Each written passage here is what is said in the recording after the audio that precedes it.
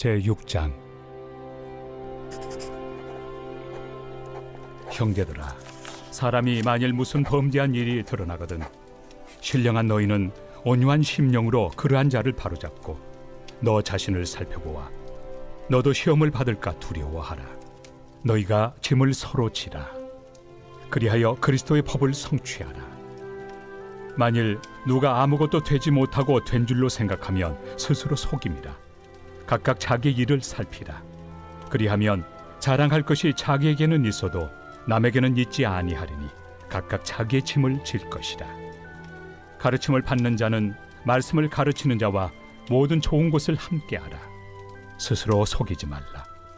하나님은 업신여김을 받지 아니하시나니 사람이 무엇으로 심든지 그대로 거두리라. 자기의 육체를 위하여 심는 자는 육체로부터 썩어질 것을 거두고 성령을 위하여 심는 자는 성령으로부터 영생을 거두리라.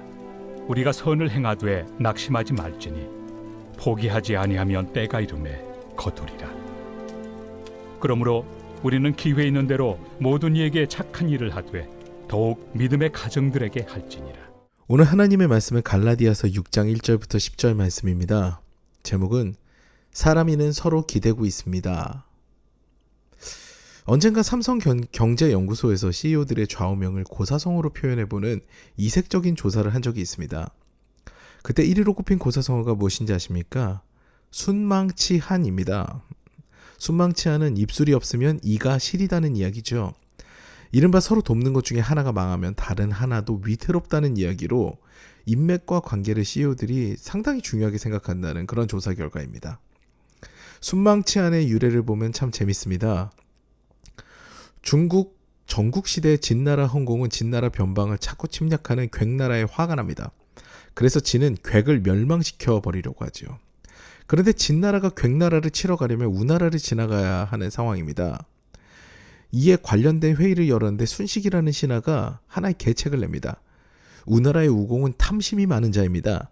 그에게 금은보화와 좋은 말을 보내고 괵나라를 치기 위해 길만 빌리려 한다고 하면 분명히 길을 열 것입니다. 이 비슷한 얘기를 나중에 토요토미 히데요시가 조선의 선조에게 하죠. 우리는 명나라만 치러 가니까 조선이 길을 빌려달라. 가도 괵멸. 괵나라를 멸하기 위해서 길을 빌려달라라는 얘기를 하는 거죠. 어리석게도 우공은 순식의 계략대로 금은보화와 좋은 말에 눈이 멀어 길을 빌려주려고 합니다. 그러나 우나라에도 인물이 없지는 않았어요. 대신 궁직이라는 사람이 우공에게 간언합니다. 우리 우나라와 괵나라는 순망치한의 관계입니다. 입술이 없으면 이가 시리듯이 괵나라가 멸망하면 우나라도 위태롭습니다. 이렇게 얘기한 거죠. 그런데 궁지기의 간언을 듣지 않은 우공은 진나라 헌공에게 괵나라로 가는 길을 열어줍니다. 이에 손쉽게 괵나라를 정복한 진나라 헌공은 돌아오는 길에 우나라까지 병합해버립니다. 정벌해버리죠. 우공은 그제서야 후회했지만 이미 늦었죠. 오늘 말씀은 이 순망치한이라는 고사에 참 어울립니다. 사랑의 공동체라면 서로를 귀하게 여기며 더불어 함께 살아가는 방법을 모색해야 한다는 것이죠. 1절 말씀을 보면 형제들아, 사람이 만일 무슨 범죄한 일이 드러나거든 신령한 너희는 온유한 심령으로 그러한 자를 바로잡고 너 자신을 살펴보아 너도 시험을 받을까 두려워하라고 기록되어 있습니다. 어떤 이의 잘못이 드러났을 때 바로잡아야 한다는 것에는 바울이 동의합니다. 그런데 그 절차가 재밌어요. 두 가지 이야기를 덧붙입니다. 온유한 심령으로 다가가야 합니다. 너가 잘못했어 고쳐. 이런 뉘앙스가 아닌 거죠. 그 뒤에 오늘 9절까지 종합하여 보겠습니다. 형제의 잘못으로 나를 비추어서 나도 시험을 받을까. 그런 두려워하는 마음으로 온유하게 다가서 권면하라는 것이죠. 이른바 나도 연약해서 참 많이 넘어지는데 내가 볼 때 너는 이 잘못을 하고 있는 것 같아. 참 걱정돼. 나는 네가 그 길에서 벗어나기를 기도할게.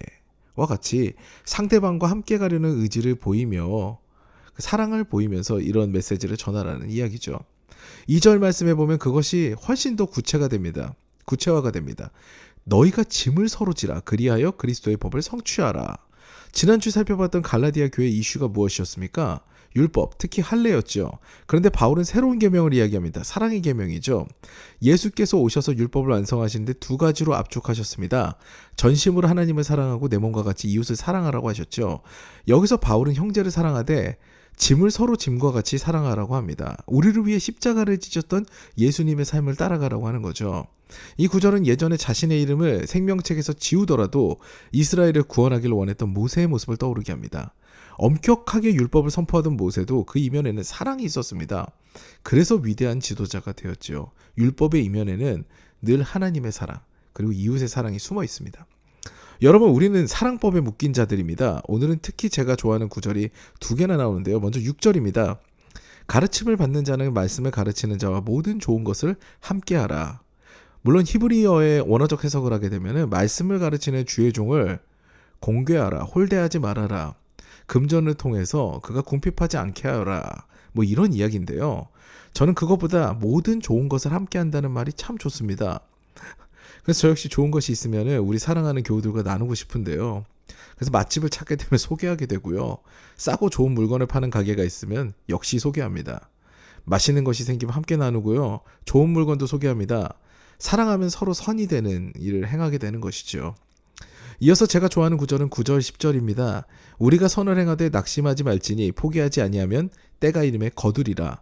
그러므로 우리는 기회 있는 대로 모든 이에게 착한 일을 하되 더욱 믿음의 가정들에게 할지니라.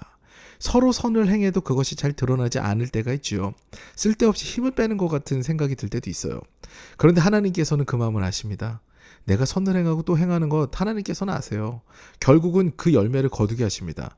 그렇기 때문에 우리는 늘 선을 행해야 됩니다. 베푸는 삶이 우리 가운데 늘 있어야 되죠. 그러면 여기저기서 우리의 선한 마음으로 인해 살아나는 가정들이 생기게 되고요. 그 가정들이 또 다른 가정을 사랑하며 세우는 그런 놀라운 사랑의 공동체로 거듭나게 되는 것입니다. 사랑하는 여러분, 한자 중에 사람인 자를 보면 서로 기대는 모양입니다. 하나님께서는 우리를 서로 기대며 사랑하며 살라고 말씀하셨습니다. 우리 그 말씀 그대로 서로 사랑하는데 모든 좋은 것을 함께하고 서로 선을 베푸는데 낙심하지 말고 계속 선을 베푸는 삶을 살아야 할 것입니다. 그것으로 인하여서 좋은 교회, 좋은 공동체가 되어 서로 사랑하며 위로하고 회복이 되는 역사를 경험하여야 되는 것이죠. 오늘도 그런 관계적인 복을 충만히 받는 저와 더 사랑 가족 여러분 되시기를 주님의 이름으로 축원합니다. 이제 오늘도 다 같이 기도하시겠는데요. 오늘 말씀과 같이 우리가 모든 좋은 것을 함께 나누는 그런 교회, 그런 공동체가 되기를 원합니다. 그런 더사랑교회, 그런 양주 더사랑교회가 되기를 원합니다. 라는 기도를 드리시고요.